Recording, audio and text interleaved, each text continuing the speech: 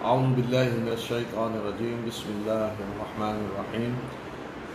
آج ہم سورہ نساء پڑھیں گے۔ یہ بھی مدنی صورت ہے اور اس میں مسلمانوں کو بہت سارے احکام دیے گئے ہیں، جن میں معاشرتی احکام بھی ہیں اور جنگوں کے بارے میں بھی احکام دیے گئے ہیں، منافقوں کے بارے میں بحث کی گئی ہے، اور سب سے اہم یہ کہ اس صورت میں اسلام کا قانون وراثت بھی اللہ تعالیٰ نے بیان کیا ہے، اور یہ وہ قانون ہے کہ جس کو تفصیل سے اللہ تعالیٰ نے بیان کیا ہے۔ یعنی آپ دیکھیں کہ نماز کا حکم دیا گیا ہے، لیکن نماز پڑھنے کا طریقہ کیا ہے اللہ کے رسول صلی اللہ علیہ وسلم نے بتایا ہے، حتیٰ کہ نمازیں کتنی ہیں قرآن میں نہیں بتایا گیا۔ اللہ کے رسول صلی اللہ علیہ وسلم نے بتایا ہے کہ 5 نمازیں ہیں، اور رکعتیں کتنی ہیں آپ نے پڑھ کے دکھائی ہیں ہر نماز کی۔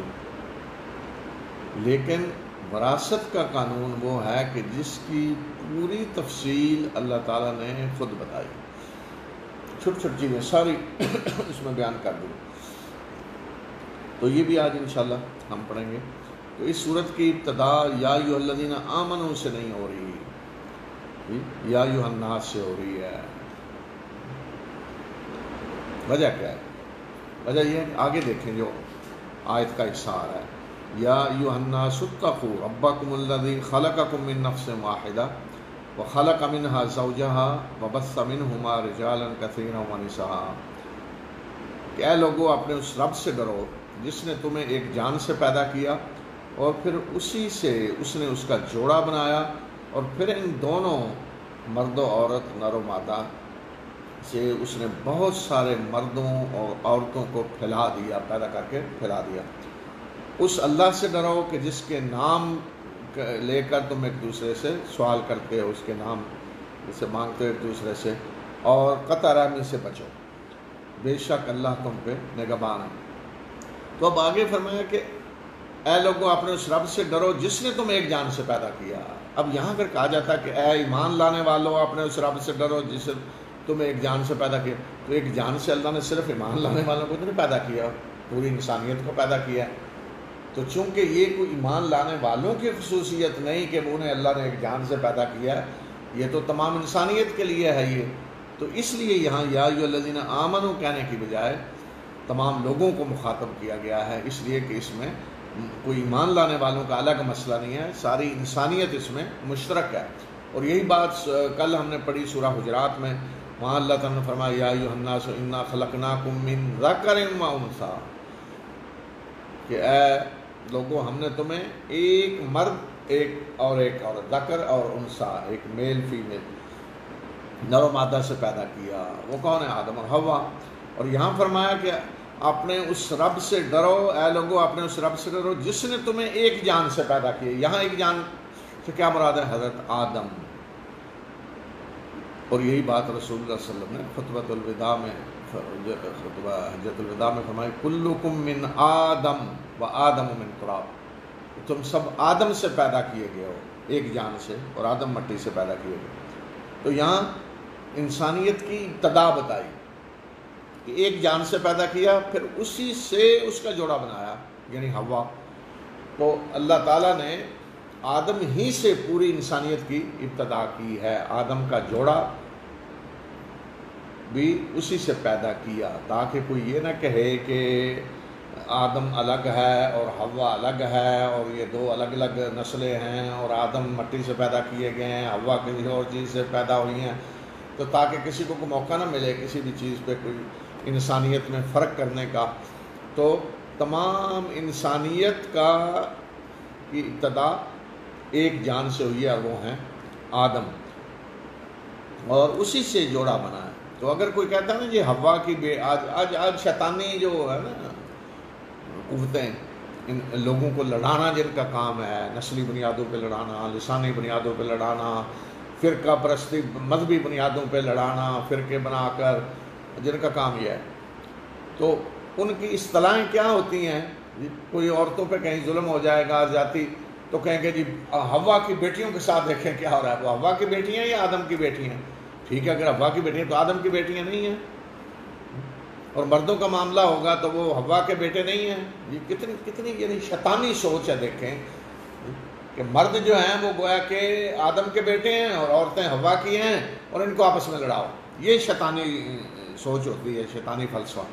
تو اس لیے اللہ تعالیٰ نے بتایا کہ تمہیں ایک جان سے اس نے پیدا کیا، وہ آدم ہے، عورتیں بھی اسی سے، مرد بھی اس سے، اور ہوا جو آدم کا جوڑا، اسی کا جوڑا یعنی بیوی، وہ بھی اسی سے بنائی. پھر ان دونوں سے اس نے خلق کثیر کو پھیلا دیا.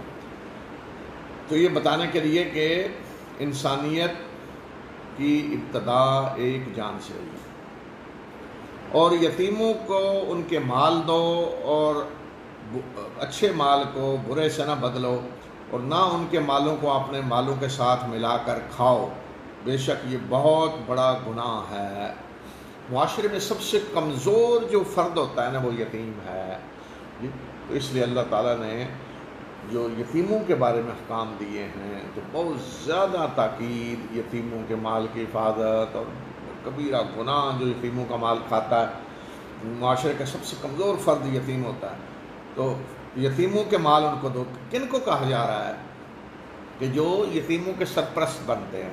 اگر کسی کا باپ فوت ہو گیا، اس کا چچا، دادا، کوئی بھی سرپرست ہے اب، تو وہ مال اس کے پاس ہے. تو یہ فرمایا کہ ان کے مال ان کو دو، یعنی آگے بتایا کہ کب دینے ہیں.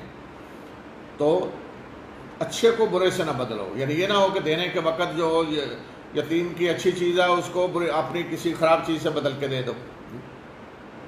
اور نہ ہی ان کے مالوں کو اپنے مالوں کے ساتھ ملا کر کھاؤ، مکس کرو اور اس کے بعد کھا جاؤ خلط ملط کر کے.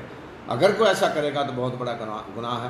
اور اگر تمہیں ڈر ہو کہ تم یتیموں میں انصاف نہیں کر سکو گے تو پھر عورتوں میں سے جو تمہیں پسند ہوں 2-2 3-3 4-4 سے نکاح کرو.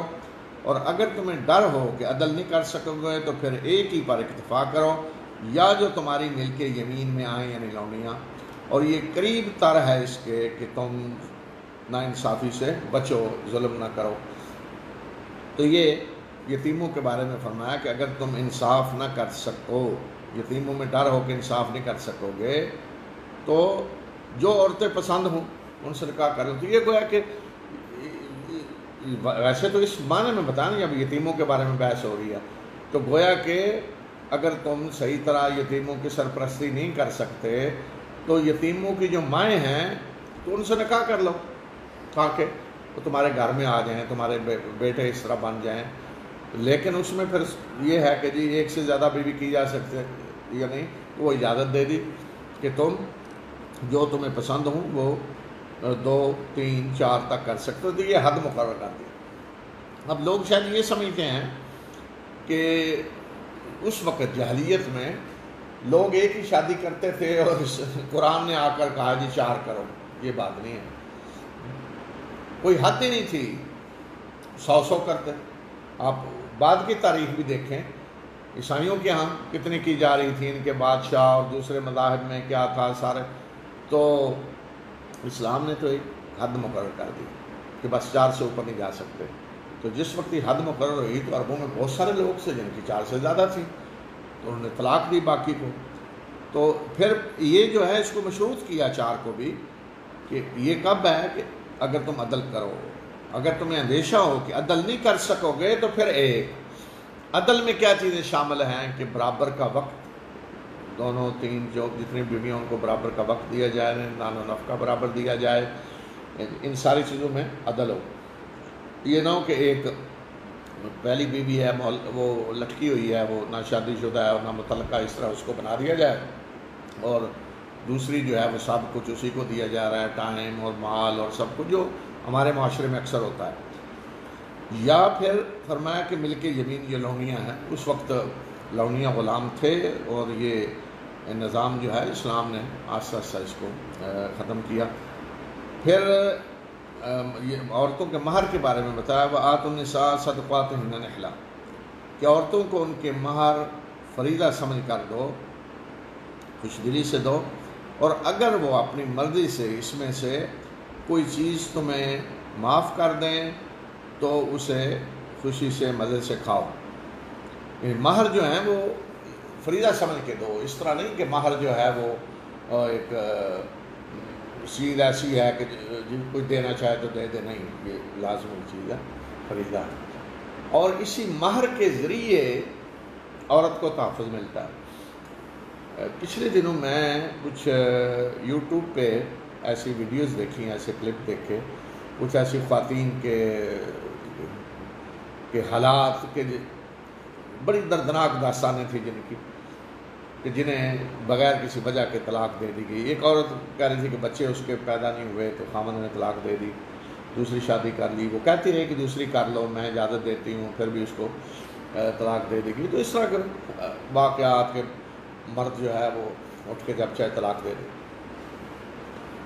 تو طلاق اسلام نے مرد کے ہاتھ میں دی ہے، عورت کے ہاتھ میں نہیں دی، اور اس کی وجہ میں نے پہلے بتائی تھی قرآن میں، کیونکہ مرد مال خرچ کرتا ہے، لیکن عورت کے لیے بھی اللہ تعالیٰ نے ایک تحفظ رکھا ہے تاکہ مرد اپنے اس حق کو جو طلاق کا اس کے پاس ہے اس کو غلط استعمال نہ کرے اور عورت پہ ظلم نہ ہو۔ اور وہ کیا ہے؟ وہ ہے مہر۔ کہ مہر کے بغیر اسلام میں نکاح نہیں ہے۔ اب آگے آپ دیکھیں گے مہر ہی کے بارے میں آگے بھی آ رہا ہے، مہر کے بغیر نکاح نہیں ہوتا۔ تو مہر عورت کو تحفظ دیتا ہے، سیکورٹی ہوتی ہے اس کے لیے۔ مثلا اگر مرد طلاق دینا چاہے تو اسے پتہ ہے کہ مجھے پھر مہر پورا دینا پڑے گا اگر پہلے پورا نہیں دیا ہوا۔ مہر ایک ہوتا ہے کہ فوری نقد دے دے کوئی، ایک ہوتا ہے جسے ہمارے یہاں کہتے ہیں جی مؤجل، کہ بعد میں دے دیا جائے گا، ٹھیک ہے لکھ دیا جائے بعد میں، وہ دینا پڑے گا مرد کو جب عورت مطالبہ کرے، لیکن خصوصاً طلاق کے وقت تو دینا پڑے گا۔ اور اگر اتنا مہر رکھا ہوا ہے کہ مرد کو طلاق دیتے وقت وہ دینا پڑے اور وہ پتہ ہے اسے کہ میں نہیں دے سکوں گا، اتنی رقم کہاں سے لاؤں، تو عورت کو تحفظ مل جائے گا۔ لیکن بدقسمتی یہ ہے کہ ہمارے ہاں معاشرے میں دین کا نام لے کر جو اسلام نے عورت کے تحفظ کے لیے یہ چیز رکھی ہے اس کو ختم کر دیا گیا، اور شرعی مہر کس کو بنا دیا گیا؟ وہ 32 روپے کے 30 روپے بنتے ہیں جی، 32-30 روپے مہر۔ اندازہ کریں شادیوں پہ آج کل لاکھوں کروڑوں تک خرچ ہو رہا ہوتا ہے، اور مہر کا جب معاملہ آتا ہے تو 32 روپے مہر جی شرعی۔ 32 روپے دیتے ہوئے کسی کو کیا مسئلہ ہے؟ تو اس کا مطلب ہے کہ مہر اتنا ہونا چاہیے کہ مرد طلاق کا نہ سوچے کہ کل طلاق دے گا تو دوسری کہاں سے لائے گا اتنا مہر دے کر۔ تو چونکہ ہم نے مہر کو ختم کر دیا شریعت کے نام پہ، شرعی مہر کہہ کر اس کو ختم کر دیا، اس کو ایک تماشا بنا دیا ہم نے، تو اس کا نتیجہ پھر یہ ہے کہ مرد اب اس طرح کے کھیل کھیلتے ہیں کہ انہیں پرواہ ہی نہیں، چھوٹے مہر کو کون دینا ہے جی، بس طلاق آرام سے طلاق دے دے۔ لیکن اگر کسی کو پتہ ہو طلاق دوں گا تو اتنا مہر ہے جو دینا پڑے گا، مثلا اگر شادی کے وقت آج اس دور میں کوئی 10 لاکھ مہر رکھ دے، ٹھیک ہے جی مؤجل رکھ دیں آپ، تو اگر مرد اٹھ کے کوئی طلاق دینا ہے کا سوچتا ہے تو 10 لاکھ دینا پڑے گا نا، سوچے گا 10 لاکھ کہاں سے لاؤں گا، اور وہ تو دینا ہے، اگر نہیں دے گا تو جیل جائے گا، وہ تو ایسا ہے جیسے قرض ہے، اور عورت کا اس کے ذمہ لازمی دینا پڑے گا۔ یہ چیزیں ہیں جس کے ذریعے عورت کو تحفظ ملنا چاہیے، جو اسلام نے عورتوں کو حقوق دیے ان میں سے یہ بھی ایک چیز ہے، لیکن اس کی طرف بالکل کوئی توجہ نہیں، کچھ نہیں، وہ شریعت کے نام پہ اس کو بنایا ہوا ہے۔ آپ دیکھیں رسول اللہ صلی اللہ علیہ وسلم کے زمانے میں مہر کتنے تھے؟ یہ ٹھیک ہے کہ بہت زیادہ بھی نہیں اس میں غلو ہونا چاہیے، اتنی انتہا پسندی کہ شادی کرنا ہی ناممکن ہو جائے، جس طرح عرب دنیا میں آج مہر بہت زیادہ ہیں، لیکن وہ زیادہ جو ہیں ان میں پھر بھی عورت کو تحفظ ملتا ہے لازمی۔ مرد پہ سارا کوئی ڈالا گیا ہے، مہر اس نے دینا ہے، جہیز اس کا انتظام اس نے کرنا ہے، شادی پہ سارے خرچے اس نے کرنے ہیں، عورت نے کچھ نہیں کرنا۔ تو اس کا نتیجہ کیا ہے کہ وہاں اگر کسی کے ہاں لڑکیاں پیدا ہوتی ہیں اسے کوئی پریشانی نہیں ہے، لیکن یہاں اگر لڑکیاں پیدا ہوتی ہیں تو وہ جاہلیت میں جو کچھ ہوتا تھا، جو قرآن نے نقشہ کھینچا ہے کہ اگر جاہلیت میں کسی کے ہاں بیٹی پیدا ہوتی تو وہ سوچتا ایمسکہ علی ہون ام یدسہ فی التراب، کہ سوچتا کہ کیا اسے ذلت کے ساتھ ایسے رکھوں یا اسے دفن کر دوں مٹی میں، زندہ دفن کر دوں، کہ کیسے پالوں گا، کیا کروں گا؟ تو آج کیا ہوتا ہے جی، میں اس کا کہاں سے مہر دوں گا، کہاں سے جہیز دوں گا؟ تو یہ ساری چیزیں اسلام کے خلاف ہیں. اسلام نے کوئی ذمہ داری عورت پہ نہیں ڈالی، وہ ہم نے ڈال دی ہیں. اور پھر اس کے بعد ہم روتے ہیں اور یہ جی لڑکی پیدا ہو تو ویسے جیسے عذاب آ گیا ہے. اور اس کا نتیجہ کیا نکلتا ہے نفسیاتی طور پہ کہ مثلا ایک عورت ہے، اس کے ہاں بیٹیاں ہوگی 2-3، تو ایسے اس کو سمجھ لیا جاتا ہے یہ تو گویا کہ جان بوجھ کے بیٹیاں پیدا کر رہی، اور اس کو تانے دیے جاتے ہیں، اس کی زندگی عذاب بنا دی جاتی ہے. اور بیٹیاں جو پیدا ہو رہی ہیں ان کو بھی پھر جس نظر سے دیکھا جاتا ہے وہ بھی نفسیاتی طور پہ ان پہ کیا اثر پڑتا ہے.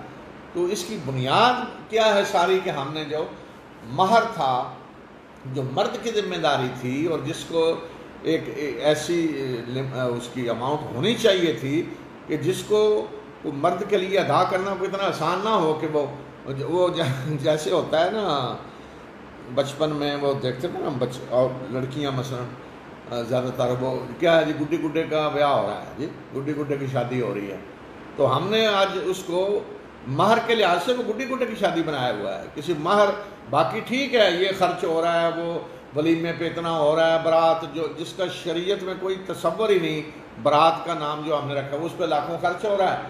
لیکن جہاں دینا چاہیے عورت کو جو مہر وہ کچھ نہیں ہے، وہ ہم نے ختم کر دیا.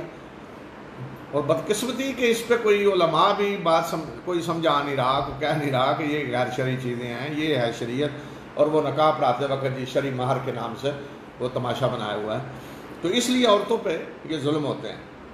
تو مہر ایک حق ہے عورت کا جو اس کی سیکورٹی کے لیے رکھا گیا ہے، اس کے تحفظ کے لیے رکھا گیا ہے، تاکہ شادی ایک گڈی گڈے کا بیاہ نہ ہو، وہ ایک اہم چیز ہو، اس کی اہمیت ہو، تماشا نہ کوئی بنا لے اس کو. پھر یتیموں کا جو بتایا کہ مال ان کو دو، تو آگے اس کی وضاحت بتائی کہ کیسے دینے ہیں، مال ان کے حوالے کرنے ہیں، کب. اور نادانوں کو ان کے مال نہ دو، وہ مال کہ جن کو اللہ تعالیٰ نے تمہارے قیام کا ذریعہ بنایا، یعنی جس پہ تمہاری معیشت کا دار و مدار ہے، اور انہیں اس میں سے کھلاؤ اور پہناؤ اور ان سے اچھی بات کرو. صفحا کا لاتوس صفحا بے وقوف مانے، لیکن یہاں بے وقوف اس معنی میں جیسے کہتے ہیں نا انجان بچے ہیں، انجان، تو یعنی بچوں کو جو ابھی جانتے نہیں ہیں ان کو آپ مال نہ دو، یعنی ان کے مال ان کے حوالے نہ کرو. یعنی اگر ایک یتیم ہے ابھی چھوٹا ہے تو اس کا سرپرست مال اس کو دے دے، وہ سارا کہیں جوئے میں لگا کے آ جائے، کہیں کوئی دکاندار اسے بیوقوف بنا لے، کوئی چیز اسے بیچ دے ایسے بیوقوف بنا کر، تو کیا نتیجہ نکلے گا؟ وہ مال اپنا ضائع کر دے گا نا. تو اس لیے فرمایا کہ جب تک یتیم نادان ہیں، اپنے مال کی حفاظت نہیں کر سکتے، انہیں صحیح پتہ تجربہ نہیں ہے کیسے کوئی چیز خریدنی ہے، کیسے بیچنی ہے، مال کو کیسے سنبھالنا ہے، اس وقت تک ان کے مال ان کے حوالے نہ کرو. وہ مال کہ جن کو اللہ نے تمہاری معیشت کا دار و مدار جس پہ رکھا ہے، مال پہ ہے ساری معیشت، مال پہ چلتی ہے، تو مال کی حفاظت ہونی چاہیے، مال اس طرح ضائع نہیں کیا جانا چاہیے. اسی سے یہ قانون پھر فقہا نے نکالا ہے کہ چونکہ یہاں کہا ہے کہ صفحا جو ہیں ان کے مال ان کو حوالے نہ کرو، بے شک وہ یتیم مراد ہیں، لیکن اسی سے یہ چیز بھی آتی ہے کہ اگر کوئی شخص یتیم تو نہیں لیکن ویسے بے وقوف ہے، اسے پتہ ہی نہیں مال کیسے خرچ کرنا ہے، تو اس کا اپنا بے شک مال ہے، اسے وراثت میں ملا ہے، جیسے اس پہ بھی پابندی لگ سکتی ہے کہ اس کو آزادی نہیں دی جائے گی کہ مال جیسے چاہے خرچ کرے، بلکہ اس پہ عدالت پابندی لگا دے گی اگر کوئی ثبوت دیتا ہے کہ یہ بے وقوف ہے، ایسے کچھ سمجھ نہیں ہے. ایک یہ، دوسرا یہ کہ اگر کسی شخص کے بارے میں یہ پتہ چلے کہ وہ مال اپنا اڑا رہا ہے ایسے ہی جوئے میں، شرابوں میں، ایسے کسی طرح، تو اس پر بھی پابندی لگ سکتی ہے شرعی طور پہ، عدالت کے ذریعے پابندی لگوا سکتے ہیں. تو اس کے بیٹے جا کے لگوا سکتے ہیں، اس کے وارث جا کے لگوا سکتے ہیں پابندی کہ مال اپنا اڑا رہا ہے، اس لیے کہ مال کو اللہ نے پوری معاشرے کی معیشت کا دار و مدار اس پہ ہے. تو اس طرح اجازت نہیں دی جا سکتی کہ ایک آدمی یہ کہہ دی چونکہ میرا مال ہے میں جیسے چاہوں کروں، میں اسے اڑاؤں، میں اسے جلا دوں، میں اسے یہ کروں، یہ اجازت نہیں دی جا سکتی. تو اس کے بعد مزید وضاحت سے بتایا یتیموں کے مال اور ان کے حقوق کے بارے میں، اور یتیموں کا امتحان لو، آزمائش کرو ان کی، یہاں تک کہ جب وہ نکاح کی عمر کو پہنچ جائیں، یعنی بالغ ہو جائیں، تو اگر ان میں کوئی سوجھ بوجھ دیکھو تو ان کے مال ان کے حوالے کر دو، یعنی ان کو آزماتے رہو، تھوڑا کوئی چیز دی جاؤ، یہ خرید لاؤ، یہ بیچ آؤ، یہ کرو، انہیں آزماؤ، ٹریننگ کرو ان کی، اور اگر بالغ ہو جائیں اور سوجھ بوجھ آ جائے تو پھر مال حوالے کرو، لیکن اگر بالغ ہونے کے بعد بھی کوئی بے وقوف ہے مال ایسے اڑا دے گا تو پھر اور انتظار کرو، اور ان کے مالوں کو فضول خرچی کرتے ہوئے اور جلدی جلدی اس ڈر سے نہ کھاؤ کہ وہ بڑے ہو کر مطالبہ کریں گے، یعنی بڑے ہو کر ان اپنے مال لینے ہیں تو جلدی جلدی مال کھا جاؤ ان کا، یا فضول خرچی کر کے ضائع کر دو۔ اور جو مالدار ہو تو وہ اللہ سے ڈرے اس معاملے میں، اور جو فقیر ہو تو معروف طریقے سے کھا سکتا ہے، یعنی جو سرپرست مالدار ہے تو وہ یتیم کی مال کی جو حفاظت کر رہا ہے تو اس پہ کوئی تنخواہ نہ لے، اس کے مال میں سے کچھ نہ لے، اس بدلے میں جی میں اس کی کفالت کر رہا ہوں۔ لیکن اگر کوئی فقیر ہے تو وہ چونکہ یتیم کے مال کی حفاظت کر رہا ہے، انویسٹمنٹ کر رہا ہے، اس کو بڑھانے کی کوشش کر رہا ہے، تجارت کر رہا ہے، تو وہ معروف طریقے سے اس میں سے کچھ کھا سکتا ہے، یعنی کوئی تنخواہ لے سکتا ہے۔ اور جب تم ان کے مال ان کے حوالے کرو تو اس پہ گواہ بناؤ، اور اللہ گواہی کے لیے کافی ہے، یعنی حوالے کرو تو گواہ بنا لو، کل کوئی مشکل یہ نہ پیش آئے کہ مال کتنا دیا تھا، کیا دیا تھا۔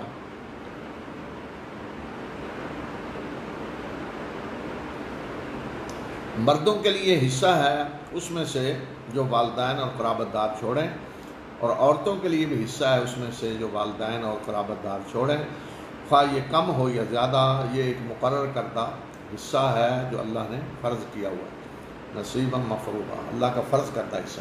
لیکن یہ بتا دیا کہ والدین یا قرابت دار جو مال چھوڑ کر دنیا سے جائیں، اس میں مرد کا بھی اللہ نے حصہ رکھا ہے، عورت کا حصہ بھی رکھا ہے، یعنی یہ نہیں ہے اسلام میں کہ صرف مردوں کو وراثت ملے گی، نہیں، مردوں کو بھی ملے گی، عورتوں کو بھی ملے گی، دونوں کو دی ہے وراثت میں، دونوں کا حصہ ہے، والدین جو چھوڑ کے جا رہے ہیں اس میں سے، یا عام رشتہ دار جو چھوڑ کر جا رہے ہیں اس میں سے، دونوں کا حصہ رکھا ہے۔ اور جب وراثت کی تقسیم کے وقت قرابت دار، یتیم، مسکین آ جائیں تو اس میں سے انہیں بھی کھلاؤ اور ان سے بھلی بات کرو۔ اور وہ لوگ کہ جو اپنے پیچھے اپنی اولاد چھوڑ رہے ہوں تو انہیں اس خیال سے کتنا ڈر لگ رہا ہوگا، اور انہیں اپنی اولاد کے بارے میں، اور وہ لوگ جو اپنے پیچھے اپنی کمزور بے بس اولاد چھوڑ کر جا رہے ہوں تو انہیں اس خیال سے کتنا ڈر لگ رہا ہوگا کہ ان کی اولاد کا ان سے پیچھے کیا بنے گا۔ تو ایسے لوگوں کو اللہ سے ڈرنا چاہیے اور صحیح بات کہنی چاہیے۔ یعنی ایک مثال دے کے سمجھایا کہ یتیموں کے بارے میں تم خیال رکھو، ان کے حقوق ادا کرو، کہ ایک مثال دی کہ اگر تم میں سے کوئی دنیا سے جا رہا ہو اور پیچھے اپنے چھوٹے بچے چھوڑ رہا ہو، بے بس، ذریۃ ضعاف، کمزور اولاد، کمزور یعنی بچے ہیں، چھوٹے ہیں، اپنی حفاظت نہیں کر سکتے، مال کی حفاظت نہیں کر سکتے، کچھ نہیں کر سکتے، ایسی اولاد چھوڑ کے جا رہا ہے جو کمزور ہے، بے بس ہے، تو فرمایا کہ تمہیں اپنی اولاد کے بارے میں کتنے اندیشے ہوں گے، خیال آ رہا ہوگا ان کا کیا بنے گا، ان کے ساتھ کیا معاملہ کرے گا، لوگ ان پہ ظلم تو نہیں کریں گے، یعنی آدمی ڈر رہا ہوگا اپنی اولاد کے بارے میں کہ میں دنیا سے جا رہا ہوں، پیچھے چھوٹے چھوٹے بچے ہیں، ان کا کیا بنے گا، کتنا ڈر ہوگا۔ فرمایا کہ جب تمہیں اپنی اولاد کے بارے میں یہ ڈر ہے، اگر تم دنیا سے جا رہے ہو اور بے بس اولاد چھوڑ کے جا رہے ہو، تو دوسرے جو اس طرح کی اولاد چھوڑ کے جا رہے ہیں پھر ان کا بھی خیال کرو نا۔ اپنی اولاد تم چھوڑ کے جا رہے ہوتے تو کتنا تمہیں ان کا ڈر ہوتا، اور تم چاہتے کہ لوگ ان سے زیادتی نہ کریں، تو تم بھی دوسروں کی اولاد جو بے بس بچے ہیں، جو والد جن کے فوت ہو گئے ہیں، یتیم ہیں، تو تم بھی ان کا خیال کرو اور ان پہ ظلم نہ کرو، ان کا حق نہ مارو، ان کا مال نہ کھاؤ۔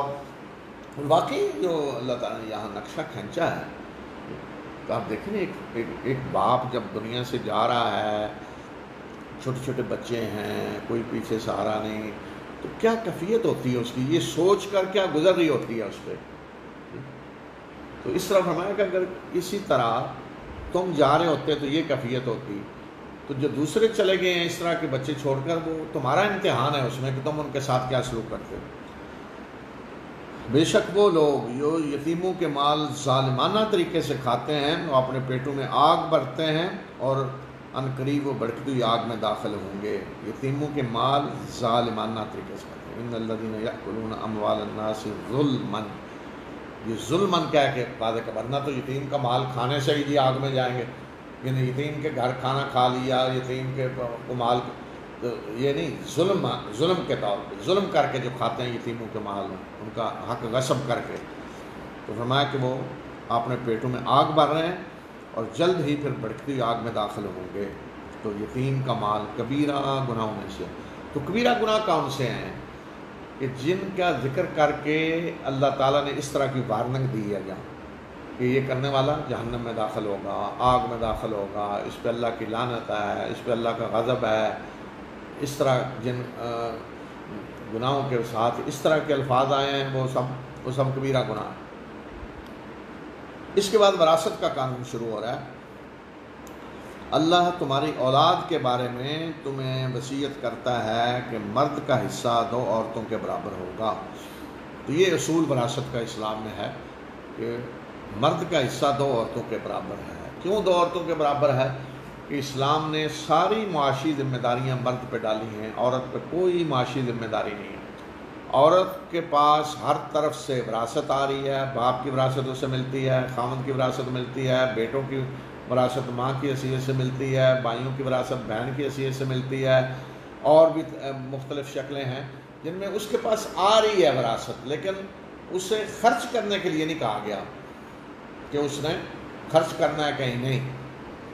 میں نے جب شروع میں فقہ پڑھی، اسلامی قانون جو ہے اس میں ساری تفصیلات، تو ایک چیز نے مجھے بڑا حیران کر دیا۔ میں سوچنے لگا کہ یہ کیا ہے جی، کہ مثلا جب یہ قانون پڑھا کہ ایک عورت اگر آج کی اصطلاح میں کہیں جی ملینر ہے جی، لیکن شوہر اس کا غریب ہے، کچھ نہیں،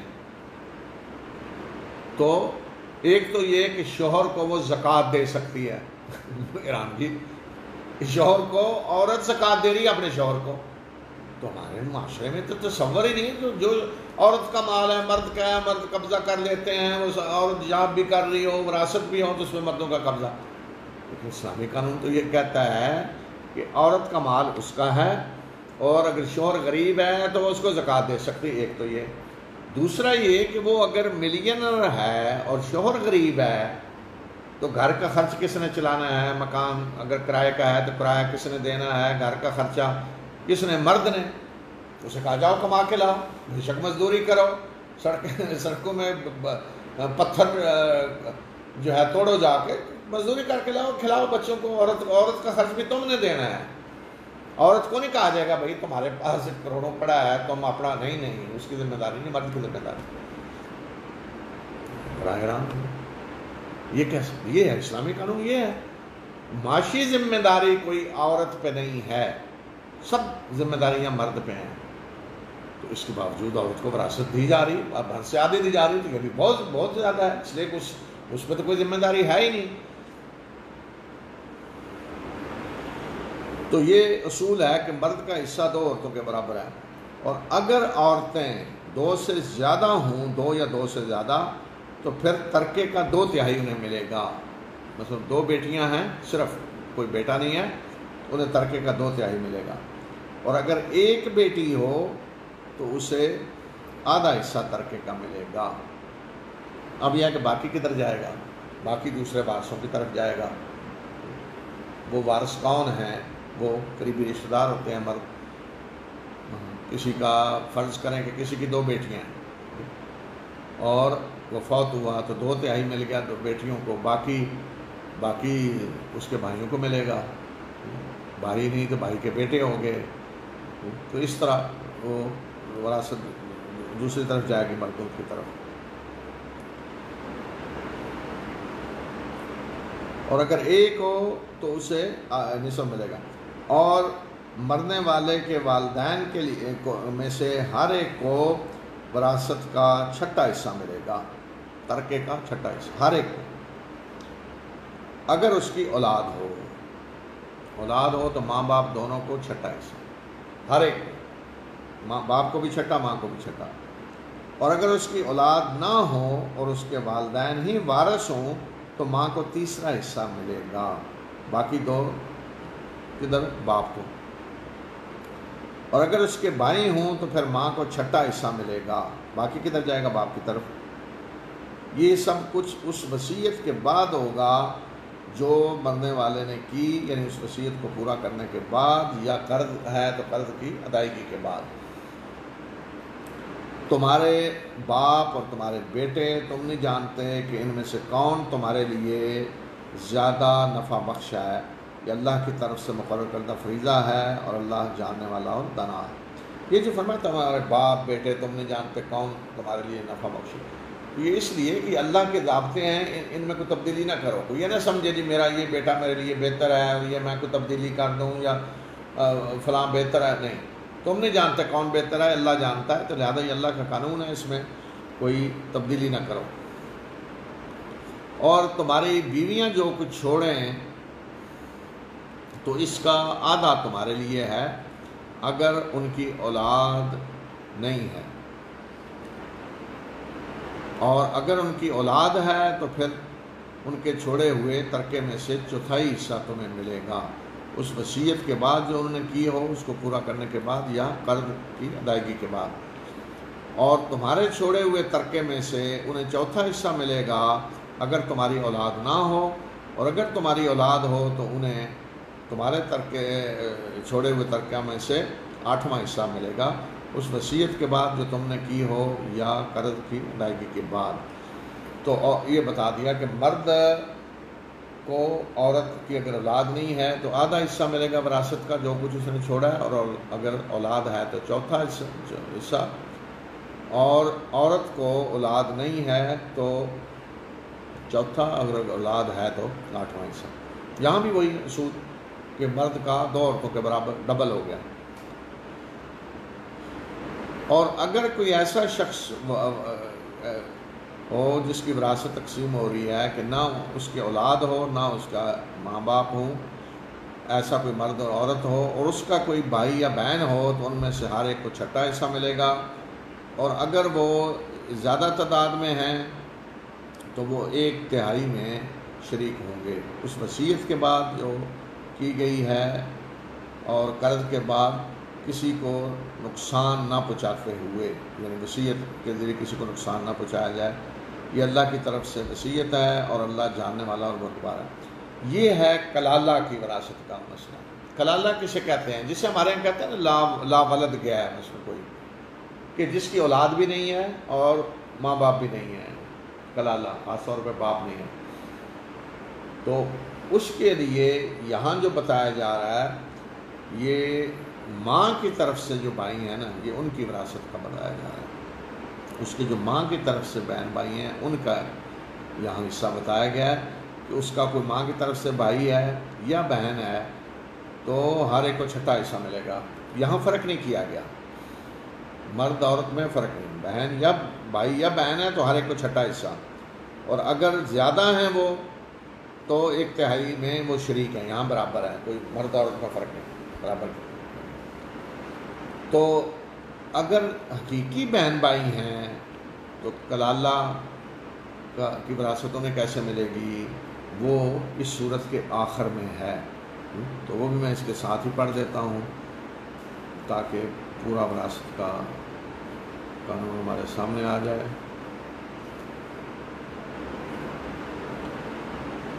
فرمایا کہ یہ آپ سے فتویٰ پوچھتے ہیں، سوال پوچھ رہے ہیں وراثت کے بارے میں۔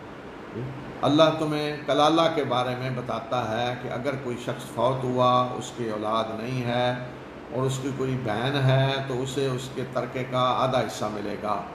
کوئی فوت ہوا ہے، اولاد نہیں ہے، باپ بھی نہیں ہے، تو اس کی بہن ہے تو بہن کو آدھا حصہ ملے گا، اور اگر بہن فوت ہوئی ہے اور اس کی اولاد نہیں ہے، کلالہ ہے، تو بھائی ہے ایک، تو بھائی اس کا وارث ہوگا، بھائی کو پورے کا پورا وراثت بھائی کو ملے گی، لیکن اگر بہن ہے تو اسے آدھی۔ یہاں بھی وہی مرد کا حصہ ڈبل ہے، عورت کا آدھا۔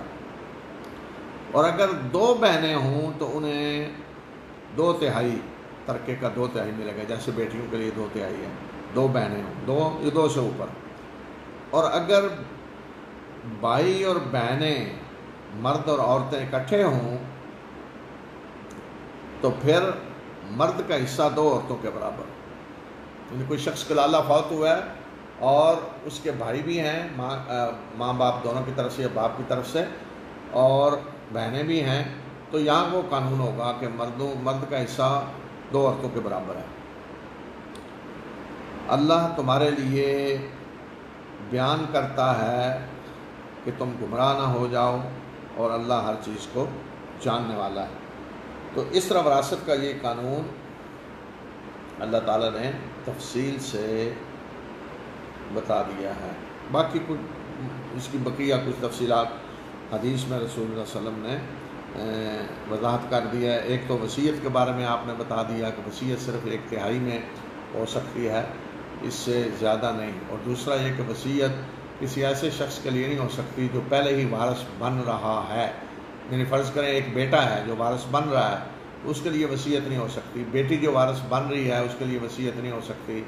بیوی وارث بن رہی ہے اس کے لیے وصیت نہیں ہو سکتی، یا شوہر بیوی کا وارث بن تو اس کے لیے وصیت نہیں ہو سکتی۔ وصیت ان کے لیے ہوگی کہ جن کو وراثت میں کوئی حصہ نہیں مل رہا۔ پھر اس قانون کے آخر میں فرمایا کہ تلک حدود اللہ، یہ اللہ کی مقرر کردہ حدیں ہیں، یہ قانون ضابطے ہیں جو اللہ نے بنا دیے ہیں۔ جو اللہ اور اس کے رسول صلی اللہ علیہ وسلم کی اطاعت کرے گا، اللہ اسے ایسے باغوں میں داخل کرے گا جن کے اندر نہریں بہہ رہی ہوں گی، ان میں وہ ہمیشہ ہمیشہ رہیں گے، اور یہ ہے عظیم کامیابی۔ جو اللہ اور رسول کی اطاعت کرے گا، یعنی اس قانون پہ عمل کرے گا، کیونکہ اس کے بعد اطاعت کا کہا تو اللہ کے قانون پہ عمل کرنا، جو بھی قانون اللہ نے بنا دیا ہے معیشت میں، معاشرت میں، ہر چیز میں، اس پہ عمل کرنا، یہ اللہ اور اللہ کے رسول صلی اللہ علیہ وسلم کی اطاعت۔ تو جو اللہ اور اس کے رسول صلی اللہ علیہ وسلم کی اطاعت کرے گا تو اللہ اسے ایسے باغوں میں داخل کرے گا جن کے اندر نہریں بہہ رہی ہوں گی، اور جو اللہ اور اس کے رسول صلی اللہ علیہ وسلم کی نافرمانی کرے گا اور اس کی حدود کو توڑے گا تو اللہ اسے آگ میں داخل کرے گا جس میں وہ ہمیشہ رہے گا، اور اس کے لیے رسوا کن عذاب ہے۔ کس قانون کو توڑے گا؟ جو بھی اللہ کا قانون ہے۔ تو جس طرح آپ دیکھیں وراثت کا اللہ کا قانون ہے، اسی طرح باقی بھی تو اللہ کے قانون ہے نا۔ اللہ تعالیٰ نے بتایا کہ وَلَكُمْ فِي الْقِصَاصِ حَیَاۃٌ، قصاص قتل کے بدلے قتل میں تمہارے لیے زندگی ہے۔ جس نے کسی کا ہاتھ کاٹا ہے اس کا ہاتھ کاٹو، کان کاٹا ہے کان کاٹو، آنکھ نکالی آنکھ، یہ بھی اللہ کا قانون ہے نا۔ اسی طرح اور بھی قوانین ہیں جو ہم نے پڑھے ہیں، آگے بھی آ رہے ہیں۔ تو اللہ کے قانون کو جو توڑے گا، وَمَن يَعْصِ اللَّهَ وَرَسُولَهُ وَيَتَعَدَّ حُدُودَهُ، جو اللہ اور اس کے رسول صلی اللہ علیہ وسلم کی نافرمانی کرے گا اور ان کی مقرر کردہ حدوں سے تجاوز کرے گا، قانون کو توڑے گا۔ اب آپ دیکھیں ٹریفک کے قانون کو توڑنا کیا ہے کہ ریڈ سگنل ہے تو آپ کراس کرتے جا رہے ہیں، اسپیڈ کی لمٹ ہے مثلا 100 تو آپ 120 پہ جا رہے ہیں، 30 پہ، قانون توڑا ہے نا۔ اسی طرح اللہ تعالیٰ نے بھی حدیں مقرر کر دی ہیں کہ یہاں سپیڈ اتنی ہوگی، یہاں آپ نے رکنا ہے، ادھر مڑ سکتے ہیں، ادھر نہیں، یہ حدود ہیں اللہ کے مقرر کرنا۔ تو جو ان حدود سے تجاوز کرے گا اس کے لیے اللہ تعالیٰ نے فرما دیا ہے کہ وہ اللہ اسے آگ میں داخل کرے گا جس میں ہمیشہ رہے گا۔ آگ میں داخل کرے گا اللہ میں، اور رسوا کن عذاب ہے۔ تو کیا آج ہم کہتے ہیں ہماری جی امت بخشی ہوئی ہے، یہ بخشش ہو رہی ہے؟ اللہ تعالیٰ تو وارننگ دے رہا ہے کہ جو اللہ کے قانون کو توڑے گا یہ اشر ہوگا اس کا۔ دیکھیں کہ کیا یہودیوں کے لیے یہ کہا جا رہا ہے یہودی اللہ کے قانون کو توڑیں گے؟ کس کو؟ مسلمانوں کو مخاطب کیا جا رہا ہے نا۔ جو مسلمان اللہ کے قانون کو توڑے گا اللہ اسے جہنم میں داخل کرے گا، یہ ہے مطلب۔ لیکن اگر ہم نے سمجھا ہوا ہے کہ ٹھیک ہے جی ہم تو قانون توڑیں گے، یہ کسی قانون پہ عمل نہیں کرنا، تو اللہ ذرا جہنم میں ڈال کے دیکھ لے، نعوذ باللہ۔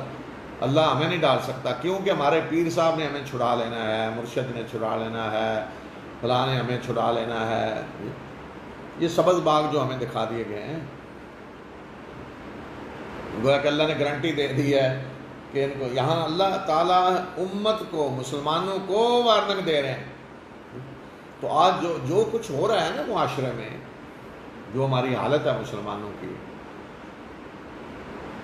جو جرائم دنیا میں کہیں نہیں مسلمانوں کے اندر، جو ملاوٹ، جو خیانت، جو جال سازیاں، جو انسان دشمن کرتوت کارنامے مسلمان معاشروں کے اندر ہیں، دنیا میں شاید کہیں نہ ہو۔ اس کی وجہ کیا ہے؟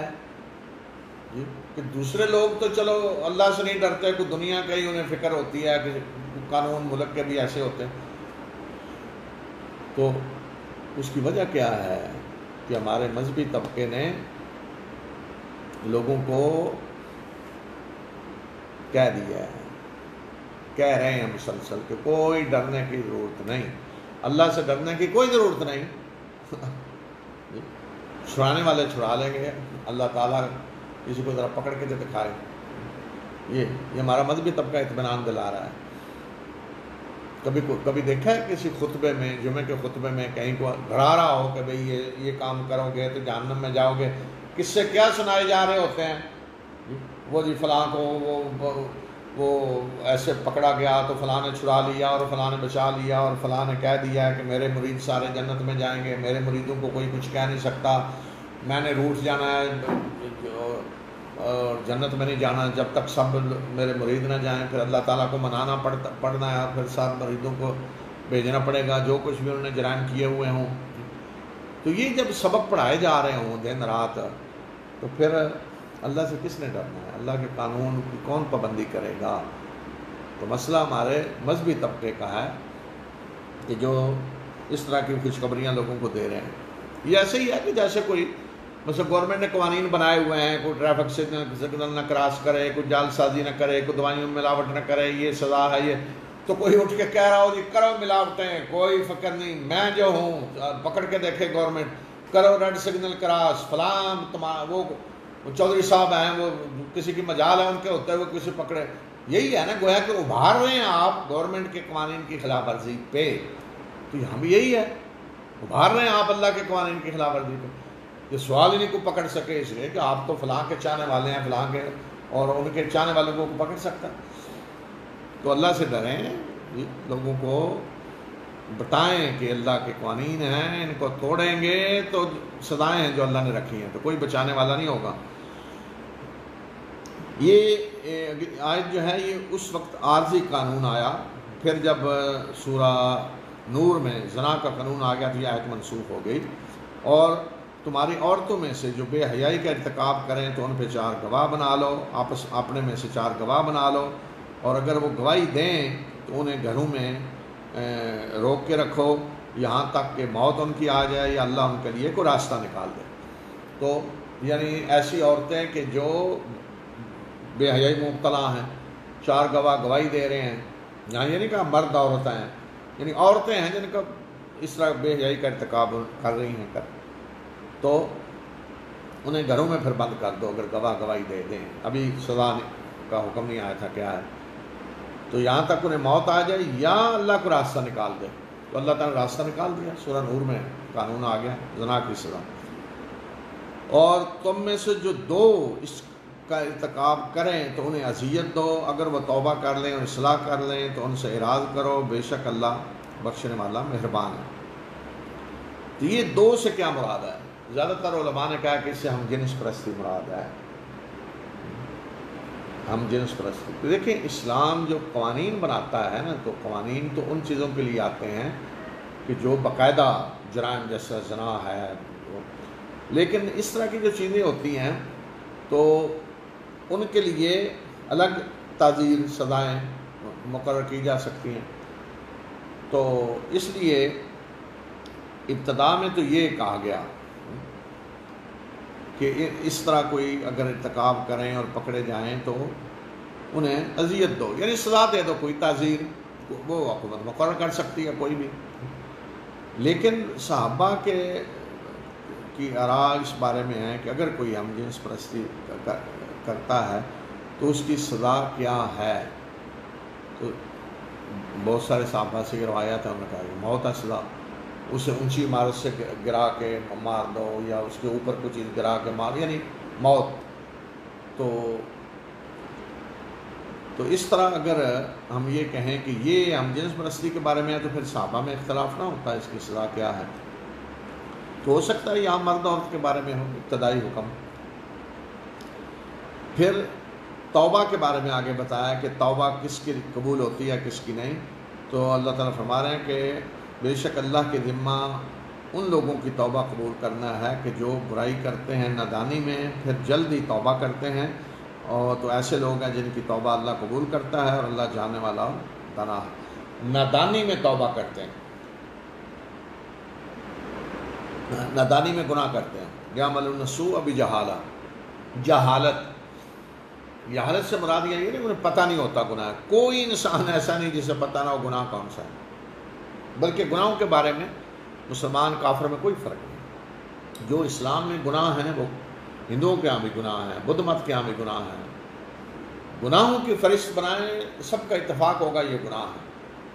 مثلا ہم شرک کو نکال دیں، اس میں اختلاف ہے نا، جو مشرک شرک کر رہے ہیں وہ اس کو گناہ نہیں سمجھ رہے اسلام. باقی چیزیں دیکھ لیں، چوری ہے، ڈاکہ ہے، ملاوٹ ہے، لوٹ مار ہے، ساری وہ چیزیں، ظلم ناانصافی کی جتنی شکلیں ہیں سب گناہ. نیکیاں بنا لیں وہ سب نیکیاں بھی شامل. تو یہاں یہ نہیں کہ پتہ نہیں ہے انہیں گناہ کا، جو حالت سے مراد ہے جذبات سے مغلوب ہو کر وہ گناہ کر بیٹھتے ہیں پھر جلد ہی توبہ کر لیتے ہیں. تو ان کی توبہ تو اللہ تعالیٰ نے بتا دیا اللہ قبول کرے گا. اور ایسے لوگوں کے لیے توبہ نہیں ہے جو گناہ پہ گناہ کرتے چلے جاتے ہیں یہاں تک کہ جب ان میں سے کسی کی موت کا وقت آتا ہے اس وقت کہتا ہے کہ اب میں نے توبہ کی. تو ایسے لوگوں کے لیے توبہ نہیں. اور نہ ہی ان لوگوں کے لیے ہے جو کفر کی حالت میں مرتے ہیں. یہ وہ لوگ ہیں کہ جن کے لیے ہم نے دردناک عذاب تیار کر رکھا ہے. تو جو جلدی توبہ کریں وہ تو اللہ نے بتا دیا توبہ اللہ قبول کرتا ہے. جو اس طریقے سے کریں موت کے وقت وہ بتا دیا کہ اللہ قبول نہیں کرے گا. موت کو دیکھ کر توبہ کر رہے ہیں، گناہ کرتے جا رہے ہیں، کرتے موت آئی سامنے تو توبہ، یہ توبہ قبول نہیں ہوگی. اب موت آئی کیا مطلب؟ جو مثلا فرض کریں اللہ رحم کرے محفوظ رکھے سب کو بیماریوں سے، اگر کسی کو کینسر لگ ہو گیا اور نظر آ رہا ہے میں تو مر رہا ہوں، یا مثلا کرونا ہی کی ایسی حالت ہو گئی ہے کہ بندہ سمجھتا ہے اب میں جا رہا ہوں دنیا سے نہیں بچوں گا، اس وقت وہ توبہ کرتا ہے تو یہ توبہ قبول نہیں ہوگی. موت کو دیکھ کر جو توبہ کی جائے گی وہ توبہ قبول نہیں ہوگی. اب ایک تیسری شکل ہے جس کا یہاں ذکر نہیں کیا کہ نہ تو آدمی موت دیکھ کے توبہ کر رہا ہے اور نہ جلدی کر رہا ہے. موت دیکھ کر بھی نہیں کی اور جلدی بھی نہیں کی. ان کے بارے میں قرآن خاموش ہے. تو ایسے لوگوں کو اللہ سے ڈرنا چاہیے، بس امید رکھنی چاہیے اللہ کو قبول کرے گا، لیکن ساتھ ڈرنا بھی چاہیے. اے لوگوں جو ایمان لائے ہو تمہارے لیے یہ حلال نہیں ہے کہ تم زبردستی عورتوں کے وارث بن بیٹھو، قبضہ کر لو عورتوں پہ. نہیں، اس کا طریقہ بتایا، مہر دے کر نکاح کرو باقاعدہ. اور نہ انہیں تنگ کرو تاکہ جو مہر تم نے انہیں دیا ہے اس کا کوئی حصہ اڑا کے لے جاؤ، واپس لے لو. الا یہ کہ وہ وعدے بے حیائی کا ارتکاب کریں اور ان کے ساتھ اچھے طریقے سے ازدواجی زندگی گزارو. اور اگر تمہیں وہ ناپسند ہوں تو ہو سکتا ہے کہ کوئی چیز تمہیں ناپسند ہو اور اللہ اس میں بہت بڑی خیر تمہارے لیے رکھ دے. تمہیں ناپسند ہو اور اس میں اللہ بڑی خیر تمہارے لیے رکھ دے. تو یہ جو فرمایا نا کہ نہ انہیں تنگ کرو کہ تاکہ جو کوئی دیا ہے اس کا حصہ لے لو. کیا دیا ہے؟ یعنی مہر دیا ہوا ہے. اب مرد اگر طلاق دے گا تو مہر اگر نہیں دیا ہوا تو دینا پڑے گا. آپ دیا ہوا ہے تو ٹھیک ہے عورت نے لے لیا ہے. لیکن اگر عورت طلاق طلب کرتی ہے جسے خلا کہا گیا ہے تو پھر عورت کو مہر لیا ہوا واپس کرنا پڑے گا، اور اگر نہیں لیا ہوا تو وہ چھوڑنا پڑے گا. تو مرد اگر اس وجہ سے عورت طلاق دینا چاہتا ہے لیکن وہ خود نہیں طلاق دے رہا، وہ چاہتا ہے کہ عورت طلاق طلب کرے تاکہ مہر کی ادائیگی سے بچ جائے، جب ہم مہر واپس لے لے جو دیا ہوا ہے، تو وہ عورت کو تنگ کرتا ہے ستاتا ہے تاکہ کسی طرح یہ طلاق مانگے، خلا مانگے تو میں اپنا مہر واپس لے لوں. تو یہ فرمایا کہ یہ حلال نہیں ہے تمہارے لیے. یہ حلال نہیں ہے، یہ حرام ہے۔ اگر کوئی ایسا کرے گا تو حرام کھائے گا اور ظلم کرے گا اور اللہ کے یہاں پکڑا جائے گا۔ اور اگر تم ایک بیوی کی جگہ دوسری لانا چاہو، یعنی ایک کو طلاق دے کے کسی اور سے شادی کرنا چاہتے ہو، اور تم نے اس کسی ایک کو ڈھیروں مال دیا ہوا ہو، تو اس میں سے کچھ بھی واپس نہ لو، کیا تم بہتان لگا کر اور واضح گناہ کر کے یہ واپس لو گے؟ اور کس طرح تم اس کو واپس لو گے حالانکہ تم ایک دوسرے سے ازدواجی زندگی کا لطف اٹھا چکے ہو اور تم سے انہوں نے پختہ عہد لیا ہے، سخت، یعنی جو نکاح کے ذریعے، نکاح ایک پختہ عہد ہے، اگریمنٹ ہے۔ تو اگر ایک عورت کو کوئی طلاق دینا چاہتا ہے کہ دوسری سے نکاح کرنا چاہتا ہے، تو پہلی کو جو کچھ بھی دیا ہوا ہے، وہ قنطار کہتے ہیں سونے چاندی کے ڈھیر کو دیا ہوا ہے، تو وہ بھی تم واپس نہیں لے سکتے، گناہ ہے یہ واپس لینا۔ حضرت عمر رضی اللہ تعالیٰ عنہ نے اپنے دور میں ایک دفعہ امیر المومنین حکمران تو حق حاصل ہے، اس طرح کی چیزیں معاشرے میں مسائل کیا ہیں ان پہ بحث ہوتی ہے، بات چیت ہوتی ہے، تو خطبہ جمعہ میں حضرت عمر رضی اللہ تعالیٰ عنہ نے ایک تجویز جیسے ہوتی ہے کہ رکھی کہ مہر کو کچھ محدود کر دیا جائے، کہ کوئی حد مقرر کر دیں، مہر اس سے اوپر نہ جائے، بہت زیادہ نہ ہو۔ تو اسی خطبے کے دوران ایک عورت نے اٹھ کر حضرت عمر کو ٹوکا کہ اے عمر امیر المومنین، آپ کون ہوتے ہیں مہر کو محدود کرنے والے، اس کی ایک لمٹ رکھنے والے، جبکہ اللہ تعالیٰ نے کہا ہے کہ وہ بے شک سونے چاندی کے ڈھیر ہوں۔ تو یہ آیت اس نے پڑھی، وَإِنْ أَرَدتُّمُ اسْتِبْدَالَ زَوْجٍ مَكَانَ زَوْجٍ وَآتَيْتُمْ إِحْدَاهُنَّ قِنْطَارًا، کسی ایک کو تم نے ڈھیر دیا سونے چاندی کے قنطار، تو واپس نہ رہو۔ تو اس عورت نے کہا کہ اللہ تعالیٰ تو یہ کہہ رہا ہے کہ بے شک ڈھیر دیے ہوئے ہیں، تو آپ کون ہوتے ہیں محدود کرنے والے؟ تو حضرت عمر رضی اللہ تعالیٰ عنہ خاموش ہو گئے اور اس عورت کی تعریف کی کہ اس عورت نے عمر کو بچا لیا ایک ایسا فیصلہ کرنے سے، ایک ایسی چیز کی لمٹ مقرر کرنے جو اللہ نے نہیں کی۔ اب اس کے بعد بتایا ہے کہ محرم عورتیں کون سی ہیں جن سے نکاح نہیں ہو سکتا، اور کون ہیں کہ جن سے نکاح ہو سکتا ہے، یعنی معاشرتی قوانین نکاح و طلاق کے۔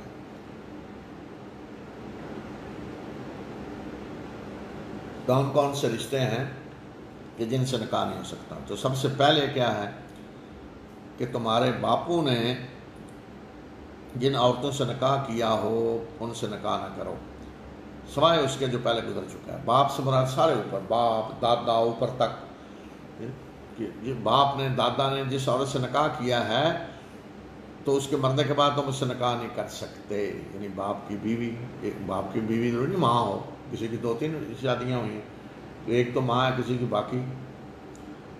تو فرمایا کہ تمہارے باپو نے، باپ دادا نے جس عورت سے نکاح کیا ہو اس سے نکاح نہ کرو، نکاح اس سے حرام ہے، یعنی ستیلی ماں، سوائے اس کے جو پہلے گزر چکا۔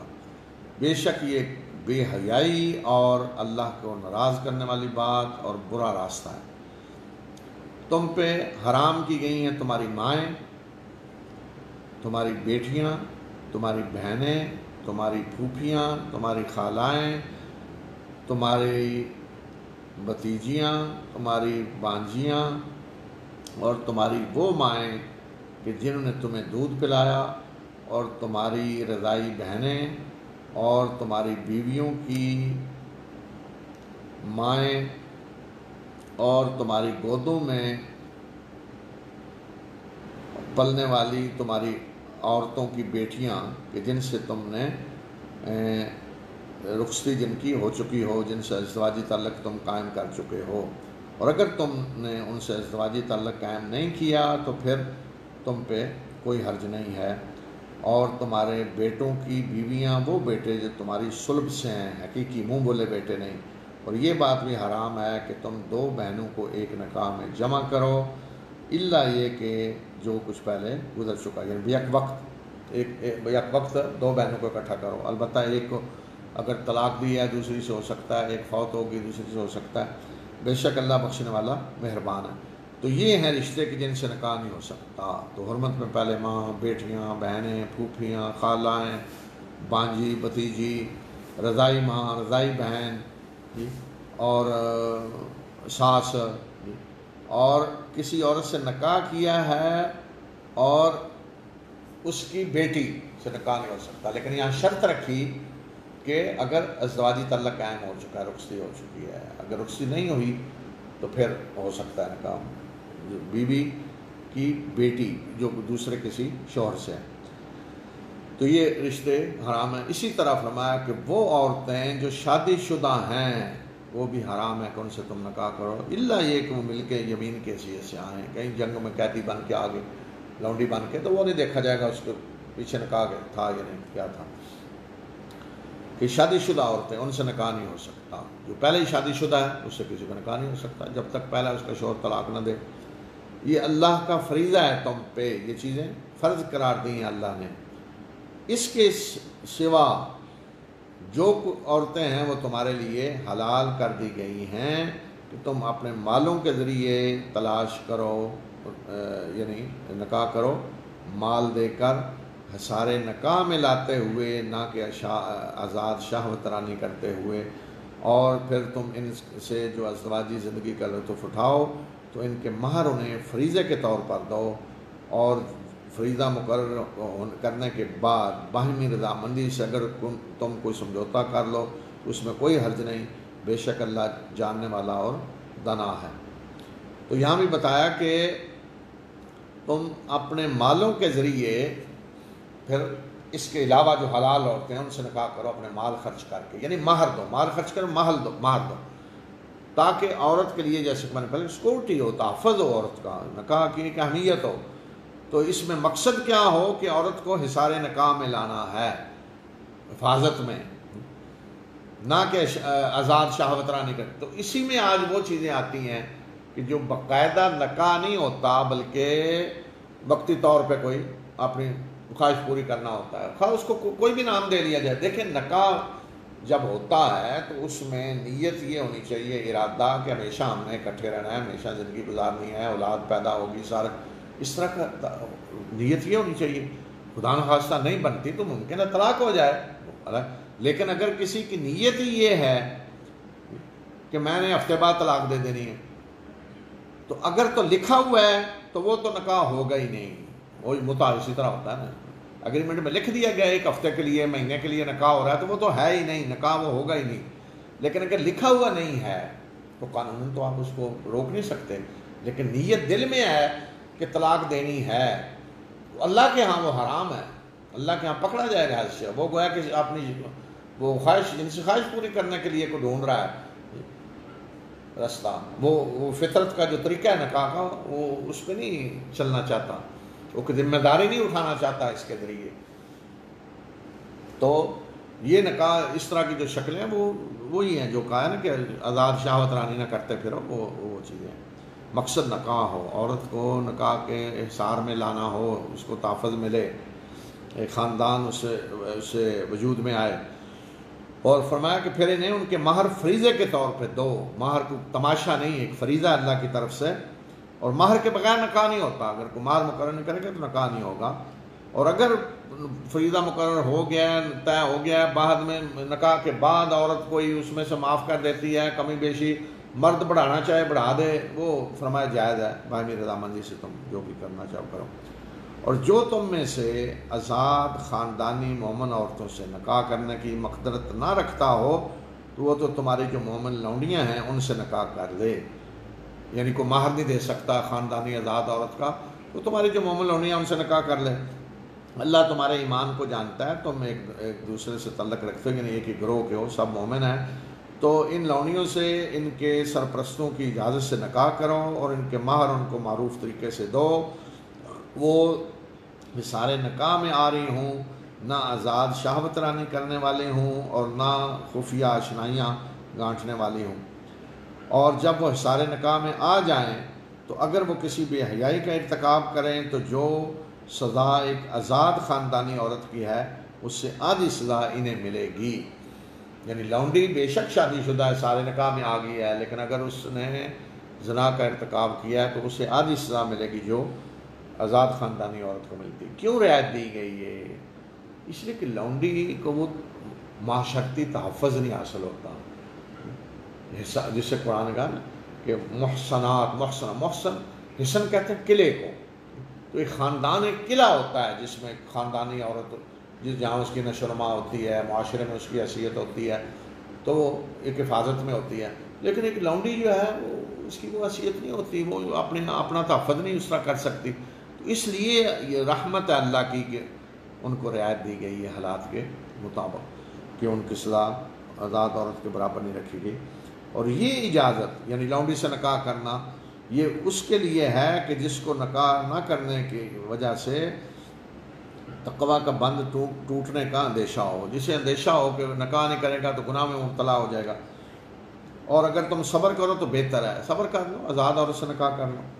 اور اللہ بخشنے والا مہربان ہے. اللہ چاہتا ہے کہ وہ تمہارے لیے احکام کو کھول کر بیان کرے اور ان لوگوں کے راستوں کی طرف تمہاری رہنمائی کرے جو تم سے پہلے گزرے ہیں. اور اللہ تم پہ نظر عنایت کرنا چاہتا ہے، اور اللہ جاننے والا اور دانا ہے. اور اللہ چاہتا ہے کہ وہ تم پہ نظر عنایت کرے، اور جو لوگ شہوات کی پیروی کرتے ہیں وہ چاہتے ہیں کہ تم بالکل دوسری طرف نکل جاؤ، یعنی شیطان کے راستے پہ چلو، شہوات کے راستے پہ چل جاؤ. اللہ چاہتا ہے کہ وہ تمہارے اوپر تخفیف کرے، اور انسان کمزور پیدا کیا گیا ہے، انسان طبی طور پہ کمزور ہے، تو اس لیے اللہ نرمی کرنا چاہتا ہے تمہارے ساتھ. اے لوگوں جو ایمان لائے ہو، آپس میں ایک دوسرے کے مال باطل طریقے سے نہ کھاؤ، الا یہ کہ باہمی رضامندی سے تجارت ہو رہی ہو، اور نہ اپنے آپ کو قتل کرو، یعنی ایک دوسرے کو قتل کرو، اور اللہ تم پہ بڑا مہربان ہے. اور جو کوئی یہ کام کرے گا زیادتی کرتے ہوئے اور ظلم کرتے ہوئے تو ہم اسے آگ میں داخل کریں گے، اور یہ اللہ کے لیے آسان ہے. اپنے مال باطل طریقے سے نہ کھاؤ. تو جو حلال شکلیں ہیں مال ایک دوسرے سے جو ملتا ہے آدمی کو، ان حلال شکلوں کے علاوہ باقی سب باطل ہے. مثلا مال جو منتقل ہوتا ہے ایک آدمی سے دوسرے کی طرف، اس کی حلال شکلیں کیا ہیں؟ مثلا کسی کا مال وراثت میں کسی کو ملا ہے، وہ حلال ہے. کسی نے گفٹ دیا ہے کسی کو خود، وہ حلال ہے. کسی نے کوئی چیز بیچی ہے کسی کو، اس کے بدلے میں مال لیا ہے، وہ حلال ہے. کسی نے کوئی سروس کسی کو دی ہے، اس کے بدلے میں مال لیا ہے، وہ حلال ہے. تو مثلا یہ حلال کی شکلیں ہیں. لیکن اس سے ہٹ کے اگر کوئی کسی کا مال لیتا ہے، چوری کر کے لیتا ہے، ڈاکہ ڈال کے لیتا ہے، فراڈ کر کے لیتا ہے، ملاوٹ کر کے جتنا ہونا چاہیے اس سے زیادہ لے رہا ہے، کسی کا جال سازی کر کے لے رہا ہے، تو یہ ساری شکلیں باطل طریقے سے مال کھانے کی ہیں، حرام کی شکلیں ہیں یہ ساری. تو یہاں فرمایا کہ تجارت بھی ہو. تجارت میں بھی یہ ہے نا کہ آدمی کما رہا ہے دوسرے سے.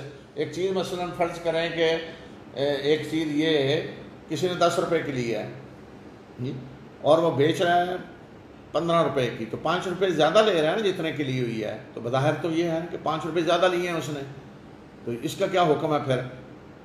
تو فرمایا کہ اگر تجارت میں کسی نے زیادہ کسی سے لیا ہے، یعنی جتنی مالیت ہے اس سے زیادہ لے رہا ہے، تو یہ منافع. اگر تو یہ باہمی رضامندی سے ہے، کوئی اس میں دھوکہ نہیں دیا گیا، کوئی مجبوری سے فائدہ نہیں اٹھایا گیا، تو پھر یہ حلال ہے. تو اس میں شرط یہ رکھی الا ان تکون تجارتا عن تراض منکم، تمہاری باہمی رضامندی اس میں ہو. لیکن اگر کوئی ایسی چیزیں مارکیٹ سے غائب کر دیتا ہے جو بنیادی ضرورت ہے، کھانے پینے کی چیزیں بنیادی ضرورت، یا آج کے دور میں اور کئی چیزیں جو اب بنیادی ضرورتیں بن گئی ہیں، مثلا گاڑیوں کے پارٹس ہیں، اور پیٹرول کو غائب کر دیتا ہے، مارکیٹ میں نہیں لاتا، اب شارٹیج ہے، اور اس کے بعد وہ قیمت بڑھا کے دے رہا ہے. بے شک تجارت ہے، مارکیٹ میں لا کے بیچ رہا ہے، مارکیٹ میں مل نہیں رہی چیز، مجبور ہیں لوگ اس سے لیں، تو یہ حرام کھا رہا ہوگا. تو جتنی یہ ذخیرہ اندوزیاں ہو رہی ہیں نا آج کل، یہ حرام کھانا ہے، حرام کھانا ہے. لیکن آپ نے سنا ہے کبھی جمعے کے خطبے میں مولانا صاحب بتا رہے ہوں یہ آرام شکلیں ہیں، آرام کھا رہے ہیں، یہ مہنگائی جو عوام پس رہے ہوتے ہیں، رو رہے ہوتے ہیں، سارا وجہ کیا ہے کہ ایک چیز مارکیٹ سے لے کے اس کو ذخیرہ کر لیں، مارکیٹ میں وہ وافر مقدار میں نہیں ہے، شارٹیج ہے، اور اس کے بعد پھر زیادہ قیمت میں آپ اسے بیچ رہے ہیں. تو بظاہر تو تجارت ہے، لیکن یہ تجارت رضامندی کے طور پہ نہیں، لوگ مجبور ہیں اتنے پہ خریدیں. تو اس میں تمام وہ چیزیں آ جائیں گی کہ جو انسان کی بنیادی ضرورت ہے. اچھا، اب اگر بنیادی ضرورت نہیں، اس میں خاص طور پہ دوائیاں، جو جان بچانے والی دوائیاں ہیں، وہ اگر کوئی مارکیٹ سے آؤٹ کرتا ہے اور اس کے بعد دگنی قیمت جو منہ مانگے اس پہ لیتا ہے، تو یہ اللہ کے ہاں تو حرام ہے، لیکن حکومت کا بھی تو کام ہے نا کہ دنیا میں بھی اس کی سزا رکھی جائے، ملاوٹ کرنے والے کی دنیا میں بھی سزا ہو، جال سازی کرنے والے کی دنیا میں بھی سزا ہو. یہ تو نہیں کہ اللہ جی آخرت میں جا کے تو حکومت کیا کر رہی ہے. رسول اللہ صلی اللہ علیہ وسلم خود بازار میں جا کے چیک کرتے تھے چیزوں کو. آج جو ہے نا ہمارے یہاں ایک وہ ایشو ہوا جو شور مچا ہوا ہے، وہ رسول اللہ صلی اللہ علیہ وسلم ایک دفعہ بازار تشریف لے گئے، ایک شخص نے گندم یا جو کا نا ایسے ڈھیر لگایا ہوا بیچ رہا تھا بازار میں. آپ نے اس کے اندر ہاتھ ڈالا، ایسے اندر نیچے ہاتھ ڈال کے جب نیچے سے نکالا تو نیچے سارا گیلا، اوپر سوکھا بہترین، نیچے گیلا. وہ نکالا گیلا خراب. تو آپ نے یہ کیا بھائی؟ وہ جی بارش ہو گئی تھی تو خراب ہو گیا تھا. تو آپ نے جب خراب ہو گیا اس کو اوپر کیوں نہیں رکھا؟ تم دھوکہ دے رہے ہو. یعنی بولی تو لگے گی نا پورے ڈھیر کی، تو ڈھیر کے نیچے کیا ہے؟ خراب. تو اس خراب کو آپ نے فرمایا کہ اوپر کیوں نہیں رکھا؟ دھوکہ ہے، یہ دھوکہ ہے.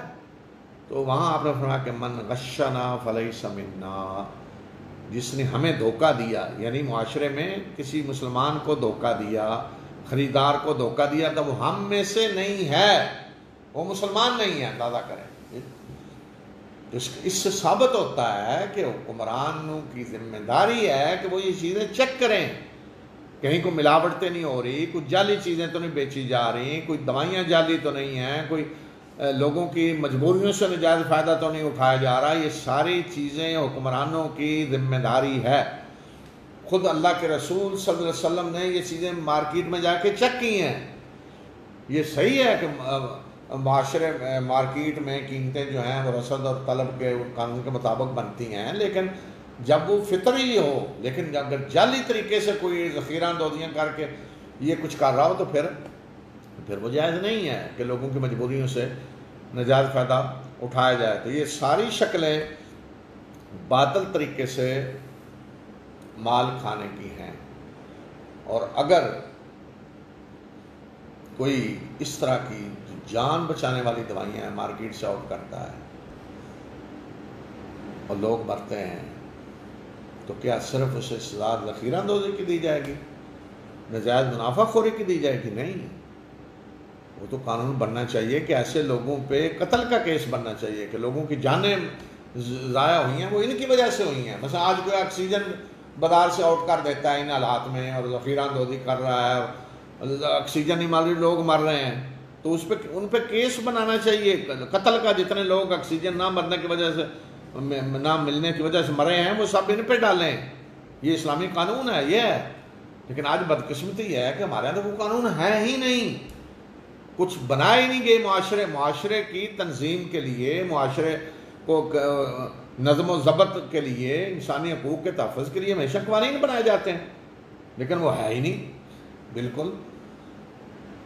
تو یہ انسانی حقوق کا تحفظ ضروری ہے، یہ گورنمنٹ کی ذمہ داری ہے کہ ایسے باطل طریقے سے کو مال نہ کھائے اور لوگوں کو ایسے نہ چھوڑ دیا جائے کہ وہ جو چاہیں کرتے پھریں لوگوں کے ساتھ. تو اللہ کے ہاں تو سخت سزا ہے. لیکن کہا وَمَن يَفْعَلْ ذَلِكَ عُدْوَانًا وَظُلْمًا فَسَوْفَ نُصْلِيهِ نَارًا، کہ جو یہ کام ظلم اور زیادتی کے ساتھ کرے گا ہم اسے آگ میں داخل کریں گے. اللہ کے ہاں تو ہے یہ سزا. جس نے ملاوٹ کر کے کر کے خوراک میں ملاوٹیں کر کے لاکھوں لوگوں کو بیماریوں میں مبتلا کیا، لاکھوں لوگوں کی صحتوں سے کھیلتے رہے، تو کیا اللہ انہیں چھوڑ دے گا؟ اللہ آگ میں نہیں داخل کرے گا؟ اور ساتھ پیر صاحب کو نہیں کرے گا جو خوشخبریاں دیتے رہے ہیں کہ جو چاہو کرو ہم تمہیں بچا لیں گے، جو انہیں چرنے کے لیے چھوڑتے ہیں کہ چرو جدھر جا کے چاہو، جن کی چاہو فصلوں میں جاڑو، لوٹ مار کرو، ہم تمہیں بچا لیں گے۔ اگر تم ان بڑے بڑے گناہوں سے بچو گے جن سے تمہیں روکا گیا ہے تو ہم تمہاری چھوٹی چھوٹی غلطیوں کو تم سے دور کر دیں گے اور تمہیں عزت کی جگہ میں داخل کریں گے۔ یعنی کبیرہ گناہوں سے اگر کوئی بچتا ہے تو اللہ تعالیٰ کا وعدہ ہے کہ چھوٹی چھوٹی غلطیاں ہم معاف کر دیں گے اور جنت میں داخل کریں گے۔ کبیرہ میں نے بتا دیا کون سے ہیں پہلے۔ اور اللہ نے تم میں سے بعض کو بعض پہ جو فضیلت دی ہے اس کی تمنا نہ کرو۔ مردوں کے لیے جو کچھ انہوں نے کمایا اس کا حصہ انہیں ملے گا، اور عورتوں کے لیے جو انہوں نے کمایا انہیں اس کا حصہ ملے گا۔ اور اللہ کے فضل کا سوال کرو، اللہ سے اس کے فضل کا سوال کرو، اور بے شک اللہ ہر چیز کو جاننے والا ہے۔ یہاں فضیلت جو فرمایا اللہ نے جو ایک دوسرے پر فضیلت دی ہے اس کی تمنا نہ کرو، یہاں فضیلت وہ نہیں ہے جو اللہ کے ہاں افضل ہے۔ مثلا جس طرح کہا کہ ان اکرمکم عند اللہ اتقاکم، کہ اللہ کے ہاں متقی جو ہے وہ عزت اس کی ہے، جو ظاہر ہے نیک لوگ ہیں وہ ان کو فضیلت دی اللہ نے دوسروں سے۔ یہاں فضیلت وہ ہے جو دنیا میں اللہ تعالیٰ نے امتحان کے لیے درجے رکھے ہیں انسانوں کے، جس میں انسان کا کوئی دخل نہیں ہے۔ مثلا کسی کو اللہ نے خوبصورت بنایا، کسی کا قد چھوٹا ہے، کسی کا لمبا ہے، کسی کا رنگ گورا ہے، کسی کا کالا ہے، کسی کا چہرہ خوبصورت ہے، کسی کا نہیں، اور کسی کو مرد بنایا، عورت بنایا، یہ اللہ نے مختلف درجے میں رکھا ہے انسان کو۔ تو فرمایا اس کی تمنا نہ کرو، یعنی مرد یہ عورت یہ نہ تمنا کرے میں نے مرد بننا ہے، اور جو کالا رنگ ہے وہ یہ جی میں نے رنگ گورا کرنا ہے، شکل خوبصورت نہیں تو میں نے وہ اس جیسی شکل بنانی، یہ نہیں ہو سکتا۔ ان کی تمنا، ان چیزوں کے پیچھے نہ پڑو۔ اس لیے فرمایا کہ مرد جو کمائیں گے، اعمال جو کریں گے، اللہ ان کو حصہ اس میں سے دے گا، عورتیں جو کریں ان کو حصہ ملے گا۔ تو یہ تو نہیں ہے نا کہ عورت ہوتے ہوئے جی تمہیں اجر کم ملنا ہے تو اس لیے میں مرد بننے کی کوشش کرتی ہوں تاکہ اجر زیادہ ملے۔ نہیں، اجر تو برابر ہے ہر ایک کا۔ یا گورے کا اجر زیادہ ہے اللہ کے ہاں نیکی کرنے میں، اور کالے کا نہیں ہے تو میں گورا بنوں تاکہ اللہ کے اجر زیادہ ملے۔ اللہ کے یہاں برابر ہے اجر، کوئی فرق نہیں ہے کالے اور کالے اور گورے میں، مرد اور عورت میں۔ تو لہذا ان چیزوں کے پیچھے نہ پڑو، یہ نہیں ہو سکتا۔ اللہ سے اس کے فضل کا سوال کرو۔ اور پھر بتایا کہ ہر ایک کے لیے ہم نے اس کے وارث بنائے ہیں جو بھی اس نے ترکہ چھوڑا، جو بھی والدین اور قرابت دار ترکہ چھوڑے اس کے ہم نے وارث بنائے ہیں، اور جن سے تم نے کوئی عہد و پیمان کیے ہوں تو ان کا حصہ انہیں دو، بے شک اللہ ہر چیز پہ گواہ ہے۔ یہ بھی آیت نازل ہوئی کہ جب وراثت کا قانون آ گیا تو بتا دیا کہ ہر ایک کے حصے ہم نے مقرر کر دیے ہیں وراثت کے قانون میں۔ تو البتہ کسی سے اگر تم نے کوئی عہد و پیمان کر رکھے ہیں، یعنی یہ قانون نازل ہونے سے پہلے لوگ ایک دوسرے کو کہہ دیتے تھے یہ میرا بھائی ہے، میری اسے وراثت ملے گی، فرمایا کہ اب وراثت کے قانون میں تو کوئی تبدیلی نہیں ہو سکتی، لیکن ایسے لوگوں کو اگر کوئی دینا چاہتا ہے تو وہ دے، اور وہ کہاں سے دے؟ وہ وصیت کے ذریعے دے سکتا ہے۔ تو فرمایا جن سے کوئی عہد و پیمان ہے انہیں ان کا حصہ تم دے سکتے ہو، اور وہ وصیت کے ذریعے ہوگا۔ مرد عورتوں پہ قوام ہیں اس وجہ سے کہ جو اللہ نے بعض کو بعض پہ فضیلت دی ہے، اور اس وجہ سے کہ انہوں نے اپنے مال خرچ کیے ہیں۔ تو جو نیک عورتیں ہیں وہ اطاعت شعار ہوتی ہیں، اور مردوں کی غیر موجودگی میں اللہ کی حفاظت و نگرانی میں حفاظت کرنے والی۔ تو یہ بتایا کہ خاندانی نظام میں قوام اللہ نے مرد کو بنایا، قوام جو سربراہ ہے۔ کیوں بنایا؟ اس کی دو وجہ ہیں۔ ایک تو یہ کہ جو اللہ نے بعض کو بعض پہ فضیلت دی، یہاں بھی فضیلت وہ نہیں جو اللہ کے یہاں افضل ہے، نہیں، یہاں فضیلت یعنی جسمانی فضیلت اللہ نے دی ہے کہ مرد کو جو جسم اللہ نے دیا ہے وہ حفاظت کر سکتا ہے، طاقت اللہ نے زیادہ اس کو دی ہے۔ تو ایک تو یہ جسمانی طور پہ اللہ نے اسے اس قابل بنایا کہ قوام اسے ہونا چاہیے۔ دوسرا یہ کہ مال مرد نے خرچ کیا ہے، ساری ذمہ داری معاشی اللہ تعالیٰ نے مرد پہ ڈالی ہے، تو اس لیے سربراہ گھر کا قوام مرد کو بنایا ہے، تو لہذا جو نیک عورتیں ہیں وہ یہ نہیں کہ مرد کی قوامیت کو چیلنج کریں، نہیں، وہ اطاعت شعار نہیں ہونا چاہیے، مرد کے ساتھ فرما برداری کریں اور غیب میں حفاظت کریں، مرد کے رازوں کی، مرد کے گھر کی، جس طرح اللہ نے حفاظت کی ہے۔ اور اب بتائیں کہ اگر کوئی عورت مرد کی اس قوامیت کو چیلنج کرتی ہے تو پھر کیا؟ اور وہ عورتیں کہ جن کے نشوز کا تمہیں ڈر ہو کہ جو مرد کی قوامیت کو چیلنج کر رہے ہیں، تو انہیں نصیحت کرو اور بستروں میں ان سے الگ رہو، خوابگاہوں میں ان سے الگ رہو اور انہیں سزا دو، اور اگر وہ تمہاری اطاعت کریں تو پھر ان کے خلاف کوئی بہانہ تلاش نہ کرو، بے شک اللہ بڑا ہی بلند اور بڑا ہے۔ تو یہ اس حالت میں ہے کہ مرد کی قوامیت کو عورت تسلیم نہیں کر رہی، تو اس حالت میں یہ کہا ہے کہ نصیحت کرو اور پھر خوابگاہوں میں الگ رہو۔ یہ مراحل ہے مختلف، پھر سزا بھی دے سکتی، یہ اس طرح نہیں کہ عام چھوٹی موٹی گھر میں وہ چیزیں ہو رہی ہیں تو اس پہ۔ اور اگر تمہیں ان کے درمیان اختلاف کا اندیشہ ہو کہ مرد عورت میں نباہ نہیں ہو رہا، جھگڑا بڑھتا جا رہا ہے، تو ایک حکم مرد کے گھر والوں میں سے مقرر کرو اور ایک عورت کے گھر والوں میں سے، اگر وہ دونوں اصلاح چاہیں گے تو اللہ ان کے درمیان موافقت پیدا کر دے گا، اور اللہ تعالیٰ جاننے والا اور خبر رکھنے والا ہے۔ تو یہ کب ہے کہ جب معاملہ بگڑ رہا ہے، مرد عورت کے درمیان کوئی موافقت کی شکل نہیں نظر آ رہی، تو یہ ایک شکل اللہ تعالیٰ نے بتائی، کوشش کریں کون ارد گرد کے لوگ، ان کے رشتہ دار قرابت دار، تو ایک کمیٹی جیسے بنائیں، ایک اس میں مرد کے خاندان میں سے ہو، ایک عورت کی طرف سے، اور وہ اصلاح کی کوشش کریں۔ اور یہ جو فرمایا کہ اگر وہ اصلاح چاہیں گے، تو ایک مطلب یہ ہو سکتا ہے کہ یہ حکم دونوں اصلاح چاہیں گے تو اللہ موافقت پیدا کر دے گا، اور دوسرا مطلب یہ ہو کہ اگر وہ مرد و عورت اصلاح چاہیں گے تو اللہ موافقت پیدا کر دے گا۔ تو اسی پہ اکتفا کرتے ہیں، انشاءاللہ بقیہ آیات پھر اگلی کسی نشست میں انشاءاللہ پڑھیں گے۔ وآخر دعوانا الحمدللہ۔